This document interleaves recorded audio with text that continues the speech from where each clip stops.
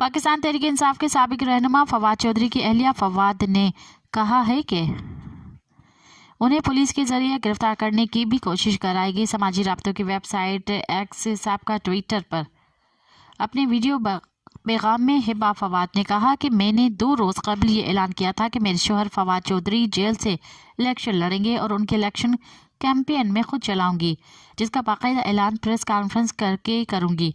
उन्होंने कहा कि मैं प्रेस कॉन्फ्रेंस करने के लिए गई तो फवाद चौधरी के भाइयों फराज चौधरी, फैसल चौधरी, फ़ोक शहबाज और उनके घर के सरबराह चौधरी शहबाज हुसैन के अहकामात पर मेरी प्रेस कॉन्फ्रेंस रोकने के लिए प्रेस क्लब को ताले लगवा दिए गए।